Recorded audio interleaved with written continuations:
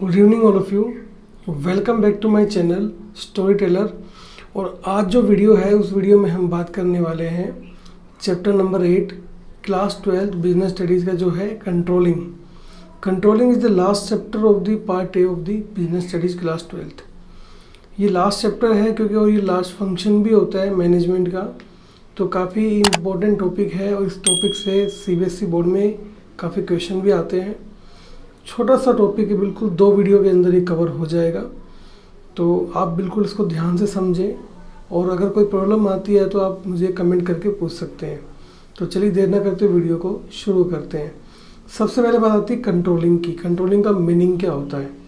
तो देखिए, मीनिंग का मतलब होता है कंट्रोलिंग में कि आपने जो काम डायरेक्टिंग तक किया है उस काम को चेक करना कि वो एक्चुअल में कैसा हुआ है। ठीक है, यानी कि आपने ऑर्गेनाइजेशन के अंदर जो भी काम किया है अभी तक उस काम को चेक करना कि वो एक्चुअल में कैसा हुआ है, जैसा आप चाहते थे वैसा ही हुआ है या उसके अंदर कुछ चेंज आया है, या वो अच्छा हुआ है या फिर बेकार हुआ है, वो देखना ही क्या होता है, कंट्रोलिंग होता है। अब इसकी मीनिंग की बात करते हैं कि एक डेफिनेशन एक लाइन में इसको कैसे लिखेंगे। तो controlling means bringing the actual result to the desired result. जो हमारे एक्चुअल रिजल्ट हैं उनको, जो हम रिजल्ट चाहते हैं उसके पास तक ले जाना क्या होता है, कंट्रोलिंग होता है। So I have told you that कि कंट्रोलिंग जो है वो last function of the management भी होता है ना, तो इसको थोड़ा समझना भी हमारे लिए बहुत ज़रूरी है। अब बात करेंगे कंट्रोलिंग के फीचर्स की। उससे पहले मैं आपको कुछ समझाऊंगा कंट्रोलिंग के बारे में। वो देखिए कंट्रोलिंग के अंदर होता क्या एक्चुअल में कि हम जब प्लानिंग करते हैं ना तब कुछ स्टैंडर्ड सेट करते हैं। क्या करते हैं? कुछ स्टैंडर्ड सेट करते हैं कि हमें कोई पर्टिकुलर काम ऐसा कंप्लीट होना चाहिए। जब वो काम हो जाता है, हो जाने के बाद हम वो देखते हैं कि वो काम वैसा हुआ या नहीं हुआ।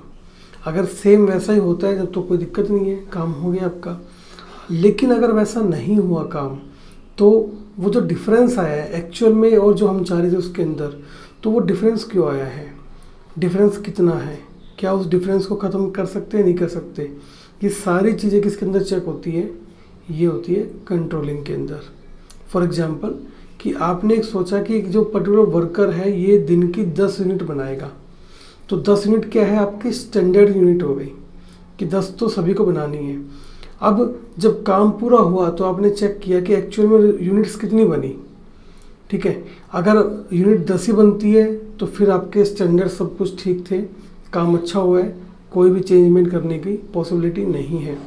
अगर मान लो यूनिट कम हुई, 8 हो गई, 7 हो गई, तो इससे क्या होता है कि आपको लगेगा कि आपकी जो स्टैंडर्ड्स है हो सकता है वो आपने गलत सेट कर दी हो, या फिर कोई बीच में ऐसी कोई रुकावट आई है, कोई डेविएशन ऐसा है, कोई डिफरेंस ऐसा है, कोई प्रॉब्लम ऐसी क्रिएट हो गई जिससे कि आपका जो डेविएशन वो क्रिएट हुआ।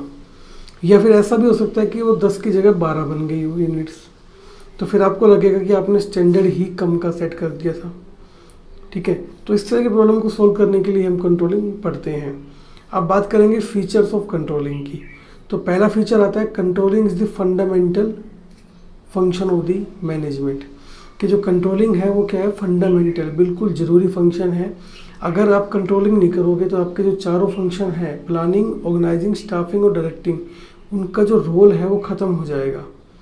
क्योंकि आप किस लिए कर रहे हो, आप अपने ऑर्गेनाइजेशन को अच्छे रिजल्ट तक ले जाने के लिए कर रहे हो, और आपने कंट्रोलिंग नहीं किया तो बाकी फंक्शन में कोई रोल नहीं रह जाएगा। Second, controlling is a pervasive function. Pervasive function हम काफ़ी बार पढ़ चुके हैं। परवेसिव फंक्शन का मतलब होता है कि कंट्रोलिंग बिजनेस एक्टिविटीज़ और नॉन बिजनेस एक्टिविटीज़ दोनों के लिए क्या है, ज़रूरी है। चाहे आप बिजनेस एक्टिविटीज़ करें या नॉन बिजनेस एक्टिविटीज़ करें, आप दोनों के लिए ही जो कंट्रोलिंग है वो ज़रूरी है। थर्ड आता है controlling is a continuous process. जो कंट्रोलिंग है ये एक बार करके छोड़ने वाला फंक्शन नहीं है कि ठीक है एक बार हमने चेक कर लिया, काम हुआ नहीं हुआ।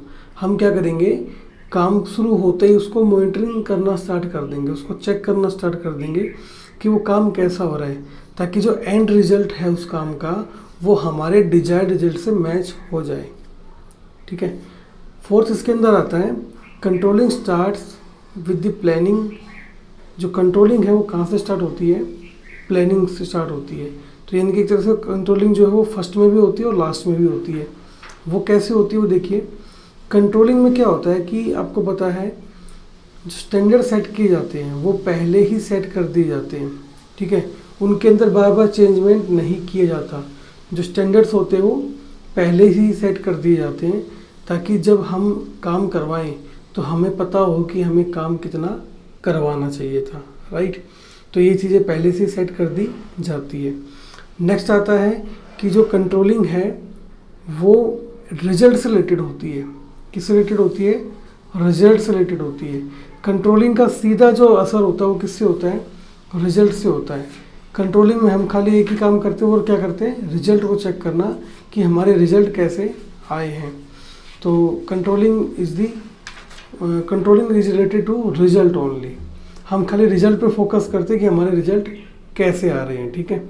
अब बात करते हैं कंट्रोलिंग के इम्पोर्टेंस के बारे में कि कंट्रोलिंग का जो इम्पोर्टेंस है वो हमारे लिए क्या है। पहला कि इससे हम ऑर्गेनाइजेशन का जो गोल है वो इजीली अचीव कर सकते हैं। कैसे अचीव कर सकते हैं? कि हमें पता रहेगा कि हमारी जो परफॉर्मेंस वो कितनी हो रही है, कहाँ पे कमी आ रही है, कहाँ पे उसको इम्प्रूव किया जा सकता है, और फिर हम उस परफॉर्मेंस को इजीली इम्प्रूव कर सकते हैं, राइट। दूसरा इसके अंदर आता है judging the accuracy of the standard, कि इससे हमें ये भी पता लग जाता है कि हमने जो स्टैंडर्ड फिक्स किए थे कंट्रोलिंग के अंदर, ताकि पता रहे कि हमने कैसा काम किया है, वो सही भी है या गलत है। इस चीज़ को भी हम कंट्रोलिंग से पहचान सकते हैं। थर्ड इसके अंदर आता है making the efficient use of resources, कि हम अपने रिसोर्सेज का अच्छे से इस्तेमाल कर सकते हैं। हमें बिल्कुल अप टू डेट रहेंगे रिसोर्सेज से कि कोई जो रिसोर्सेज है कोई वेस्ट तो नहीं जाना हमारा, क्योंकि अगर वेस्ट जाएगा तो फिर हम कभी भी डिजायर्ड रिजल्ट के पास नहीं पहुंच पाएंगे। क्लियर। नेक्स्ट आता है improving the employee motivation. Employee का मोटिवेशन कैसे होता है? एम्प्लॉय को पता रहेगा कि तू कितना काम कर रहा है ऑर्गेनाइजेशन के अंदर, ठीक है। उसको पता रहेगा कि तूने जो काम किया वो एक्चुअल में ठीक भी है या गलत है, या उसको कितना इम्प्रूव करना है काम को। तो उसको बिल्कुल अपनी परफॉर्मेंस लाइव पता रहेगी। इससे क्या कर पाएगा? वो मोटिवेट होगा, क्योंकि उसको पता रहेगा कि उसने कितना काम कर लिया है। जैसे उसको दिन में 10 यूनिट बनानी है और हम क्या करें? कंट्रोलिंग से उसकी काम को मॉनिटर कर रहे हैं। जब काम को मॉनिटर कर रहे हैं तो उसको भी तो पता रहेगा उसने कितना काम किया है। तो उससे क्या होता है? उसका मोटिवेशन कहीं ना कहीं बढ़ जाता है। नेक्स्ट आता है ensuring the order and discipline. Order and discipline से मतलब है यहाँ पे कि जब एम्प्लॉयज़ को लगेगा कि आपके ऊपर फंक्शन किया जा रहा है कंट्रोलिंग, आपको देखा जा रहा है कि आपने कितना काम किया कितना नहीं किया है, तो वो टाइम को वेस्ट करना बंद कर देंगे और जो पूरा फोकस है वो किस पे लगा देंगे? काम करने के ऊपर लगा देंगे। लास्ट आता है facilitating coordination in action. Facilitating coordination in action मतलब कि कई ऑर्गेनाइजेशन में काम कैसे होता है? स्टेप वाइज मैनर में होता है। कोऑर्डिनेशन में काम होता है कि अगर एक जॉब मान लो 10 वर्कर काम कर रहे हैं, तो पहला वर्कर जब तक परफॉर्म नहीं करेगा उस काम को तब तक दूसरा वर्कर परफॉर्म नहीं कर सकता। तो यानी कि 10 स्टेप के अंदर होके वो प्रोसेस गुजरती है।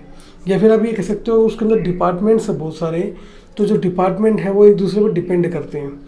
जैसे प्रोडक्शन डिपार्टमेंट और सेलिंग डिपार्टमेंट। प्रोडक्शन डिपार्टमेंट जब तक प्रोडक्शन नहीं करेगा जब तक सेलिंग डिपार्टमेंट बेच नहीं पाएगा। तो यहाँ पे कोऑर्डिनेशन भी क्रिएट दोनों ऑर्गेनाइजेशन के बीच में हो जाता है।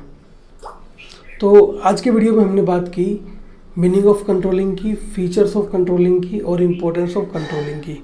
आई होप आपको वीडियो बिल्कुल समझ में आ गया होगा। अगले वीडियो में हम बात करेंगे लास्ट टॉपिक की इस चैप्टर के अंदर, जो कि है कंट्रोलिंग प्रोसेस। तो वीडियो को लाइक कर दीजिए और दोस्तों को शेयर कर दीजिए, और कोई भी डाउट आप कमेंट करके पूछ सकते हो। चैनल पे नए हो तो सब्सक्राइब करना ना भूलें। मिलते हैं अगले वीडियो में। Thank you so much for watching this video. Have a nice day.